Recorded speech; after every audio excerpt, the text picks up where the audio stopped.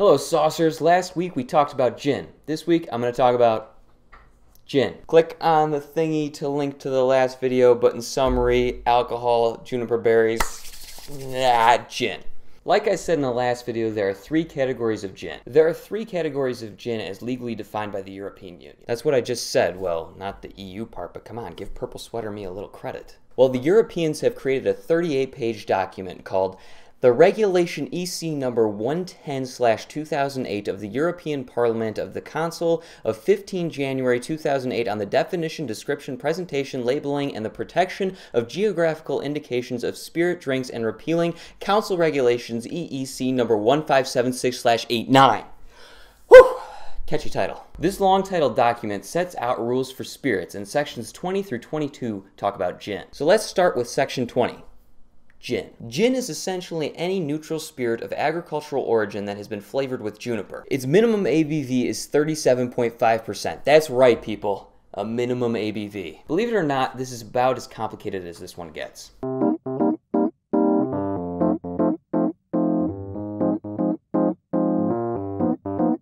Up next is distilled gin. Distilled gin is the redistilling of ethyl alcohol with juniper berries, or any neutral spirit of agricultural origin. As with gin, other botanicals may be added, and many of the higher-end gins do just this, but the predominant taste must still be juniper. Also, to be considered distilled gin, the ethyl alcohol used must have an ABV of 96% prior to the redistilling with juniper, and the minimum ABV of the final product must still be 37.5%.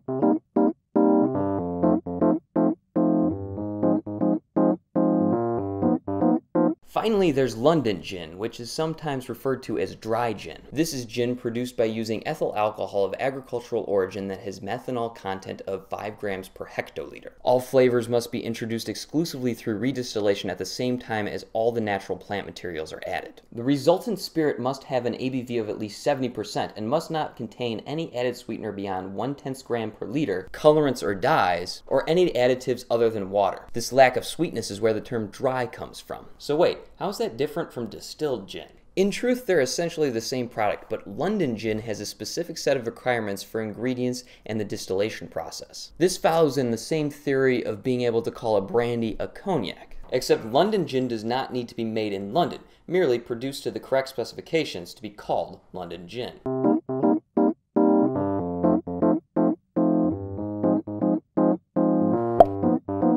There are also several varieties of regional gin, sometimes named after the location, Plymouth, or the varieties of botanicals or fruits used, sloe gin, which is flavored with plums. As always, we encourage you to explore what you like and let us know because we like to try things too. And finally, remember that it's always better to have a little of the good stuff than a lot of the bad.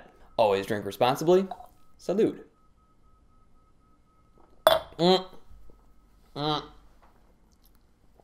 Bad idea.